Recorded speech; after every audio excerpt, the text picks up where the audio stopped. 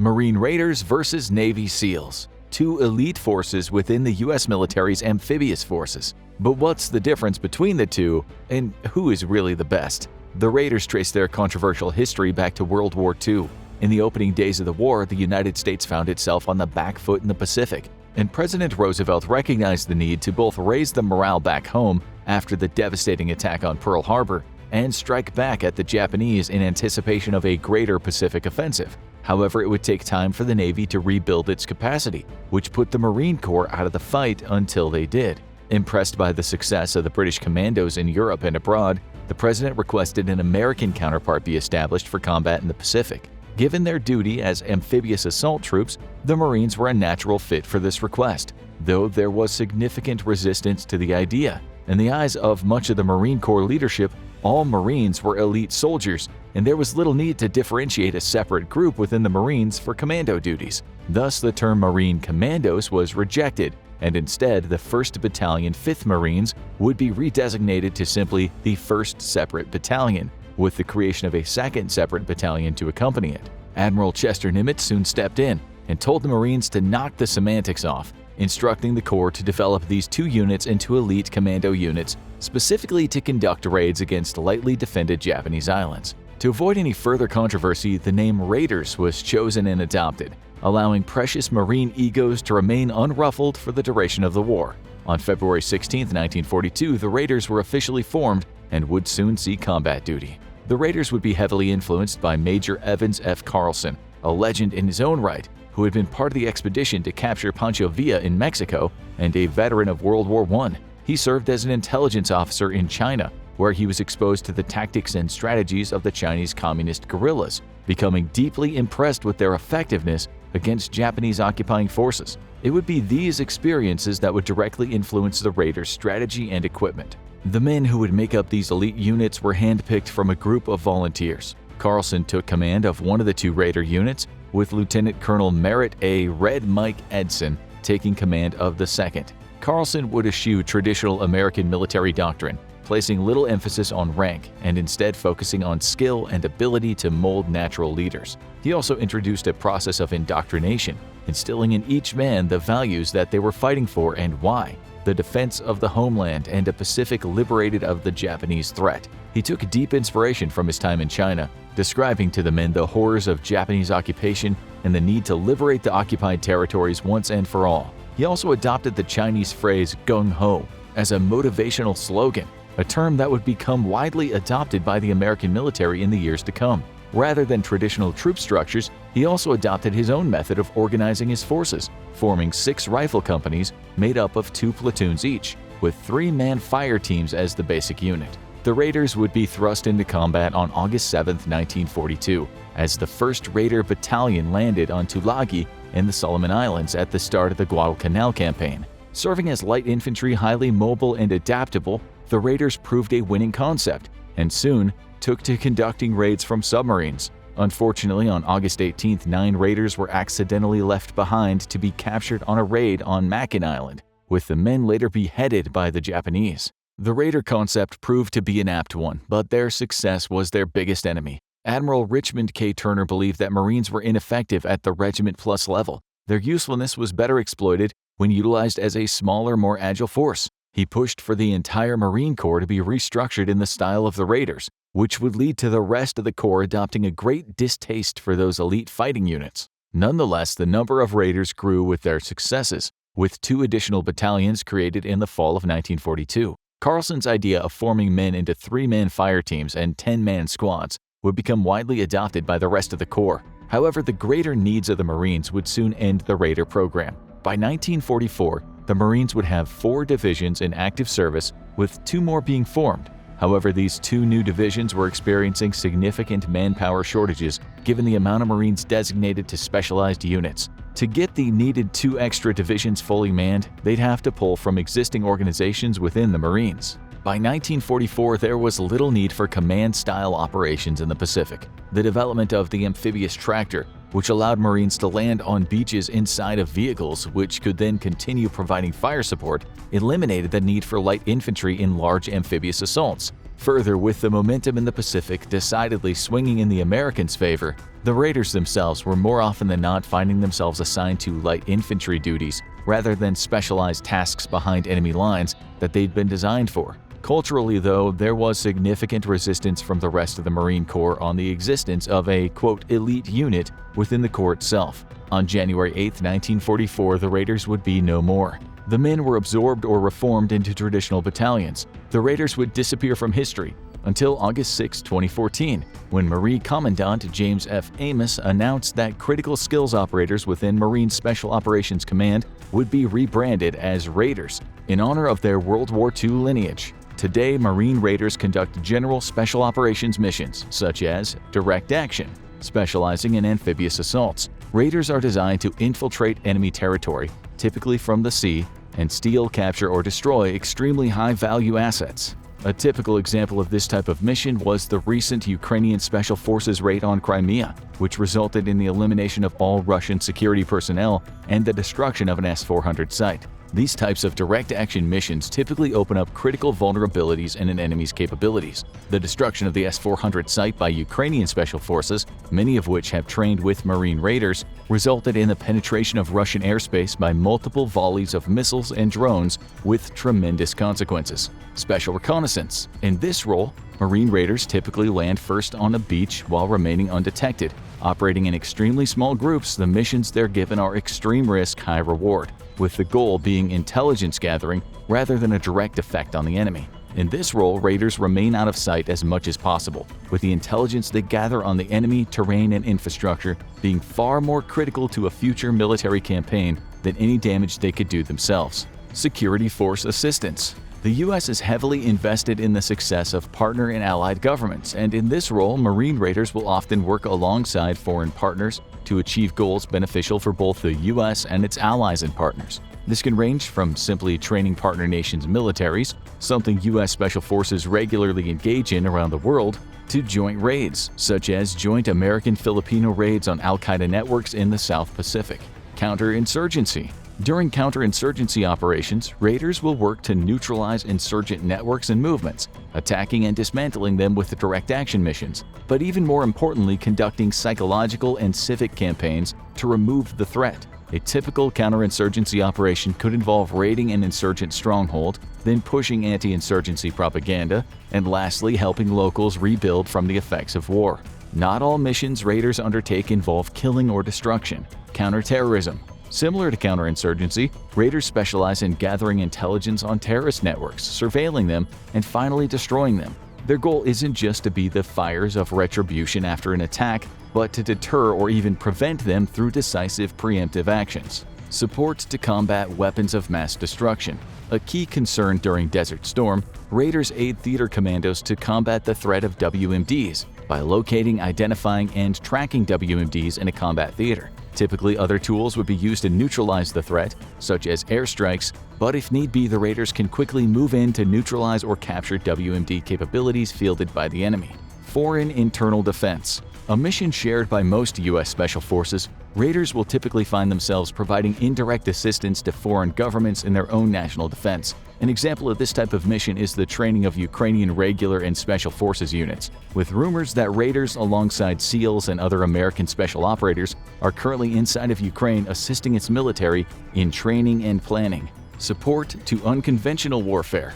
A mission that's the exact opposite of counterinsurgency. Raiders in this role will find themselves creating and fueling an insurgency movement. There are myriad examples of this throughout history, from the battlefields of World War II to very credible rumors that even right now U.S. Special Forces are directly coordinating insurgency movements from afar within Russian-occupied territories of Ukraine. Navy SEALs also trace their lineage back to World War II. At the onset of the war, the U.S. was on their back foot, but fully prepared to bring the thunder to Japanese forces across the wider Pacific. There was only one problem: there was little if any way of gathering intelligence on Japanese defenses, and with amphibious operations being so extremely risky, bad intelligence could get a lot of people killed. Thus, the U.S. military organized what would become the first SEALs, as a beach reconnaissance force made up of Army and Navy personnel, naming them Scouts and Raiders. Their mission would be to covertly identify and infiltrate a target beach for landing, then hold their position until the actual assault began. upon which they would guide the assault waves to their destination. The Joint Army-Navy force was not initially deployed in the Pacific. Instead, they embarked on the North Africa campaign in November 1942. The 1st Scouts and Raiders Group would see action during Operation Torch off the African coast, supporting Allied landings against Axis forces. They would then assist the Allied effort through combat in Sicily, Salonor, Anzio, Normandy, and the south of France. The 2nd group, codenamed Special Service Unit No. 1, just to be nice and confusing, was established on July 7, 1943, after the successes of the African campaign. This joint force would receive its first mission in September 1943 at Finschhafen, Papua New Guinea. They would go on to see combat in Gasmata, Otterway, Camp Gloucester, and the east and south coasts of New Britain, all without receiving a single KIA. However, despite their success, the Navy chafed at the inclusion of Army personnel in what was obviously an amphibious campaign. Thus, Army personnel were reassigned, and the Special Service Unit No. 1 would officially become an all-Navy force. Now renamed as the 7th Amphibious Scouts, these elite soldiers would be critical to the ongoing amphibious campaign against Japanese forces. Their duties would range from beach reconnaissance to taking soundings of maritime channels covertly, which would help plan submarine movements and amphibious assaults. They would also destroy beach obstacles and serve as a critical communications link during assault operations, ensuring clear communication between forces on shore and naval forces providing fire support offshore. They would even see service in China, conducting surveys of the Yangtze River, fighting alongside Chinese guerrillas, and conducting a 3-month survey of the Chinese coast right under Japanese noses by disguising themselves as low-wage immigrant workers. In September 1942, 17 Navy salvage personnel would undergo training for what would become the bread and butter mission of future Navy SEALs. These men would undergo training in demolitions, explosive cable cutting, and commando raiding techniques, ultimately infiltrating the Wadi Sibu River in North Africa and destroying the net and cable barriers protecting it from further infiltration.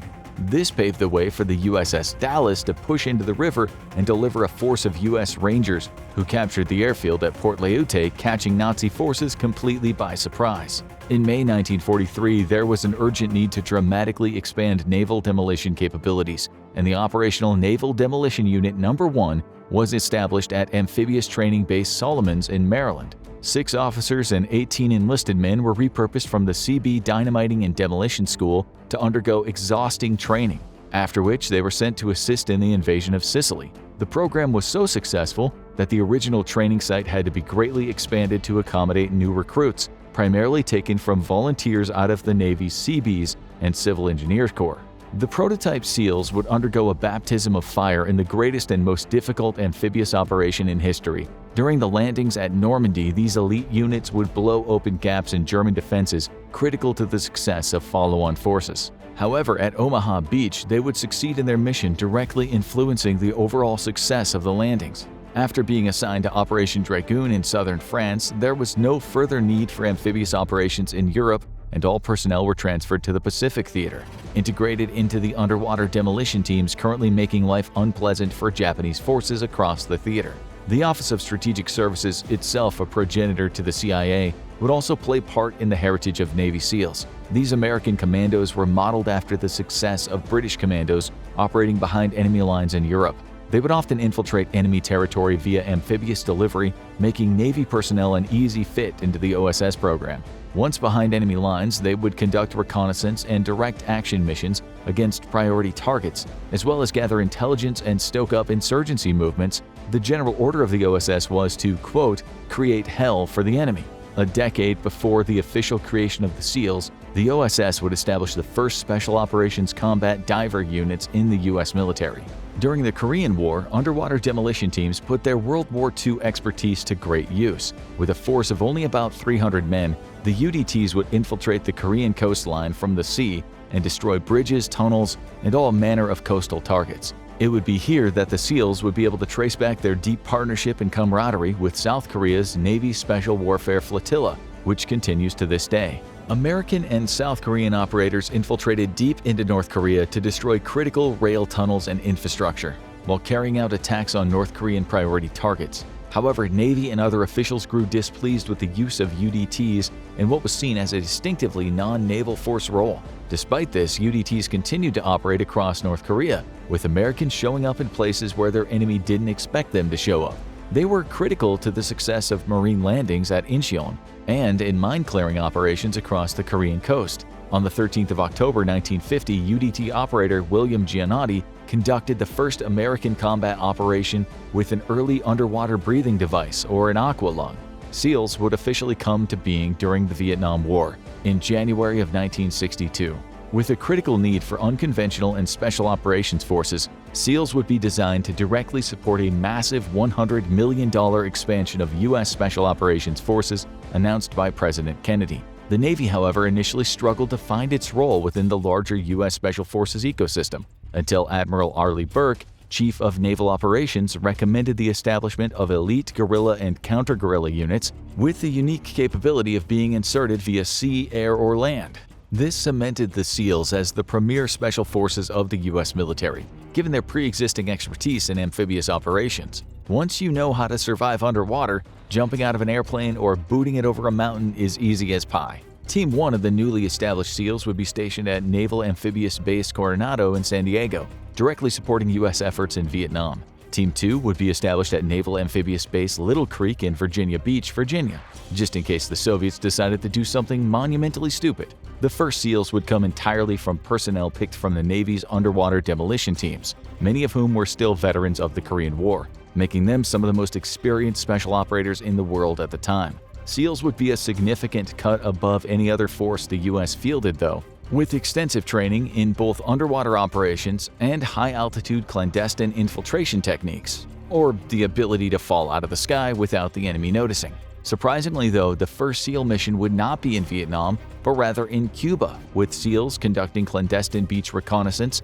in anticipation of a possible U.S. invasion. They also smuggled CIA agents onto Cuban beaches, including one mission to photograph Soviet nuclear missiles being unloaded dockside. The CIA would see the value in SEALs immediately and began to use them in covert operations starting in 1963. The CIA-SEAL partnership continues to this day, with the CIA recruiting directly from SEALs for its Special Operations Group, the most secretive and elite special forces you've never heard of. When you need to accomplish the impossible, you send in the SEALs. However, when you need a miracle, you send in the SOG. SEALs would go on to serve in conflicts around the world, with many of their operations remaining classified to this day. Their rivalry with Soviet Special Forces is well known, and it's rumored that two sides came into direct conflict multiple times throughout the Cold War. During the U.S.-led invasion of Iraq in 1991, the SEALs would be critical to the success of the U.S. assault on Kuwait, as a 7-man team single-handedly fooled the entire Iraqi military into thinking an invasion was coming from the sea by setting off explosives and setting up marking buoys just offshore. The deception moved large amounts of Iraqi forces to the east and away from the real axis of attack, creating massive vulnerabilities in Iraqi defenses quickly exploited by the coalition. During the global war on terror in the wake of 9/11, SEALs would prove true to their doctrine of infiltration via land, sea, and air, striking at terror networks across the entire world. From deep inside the heart of Africa to the Middle East and across the South Pacific, SEALs were instrumental in identifying and dismantling terror networks that spanned the globe. Marine Raiders are an elite force directly supporting U.S. special operations around the world, but SEALs are specifically designed to be a jack-of-all-trades force that excels at all of them. Which force is better than the other is summarized by the popular sentiment that when an international crisis rears its head, the first two questions the U.S. president asks are where is the closest carrier and where are the nearest SEALs. However, the question of which is better than the other is fundamentally flawed. Both play a critical role in U.S. operations that the other cannot fill easily, and both are part of a greater ecosystem that, together with allies and partners, safeguards the current liberal world order, fighting battles that conventional forces cannot. Now go check out the time the Wagner Group tried to take on U.S. Special Forces in the U.S. Special Forces vs. Wagner Group Battle of Kasham, or click this other video instead.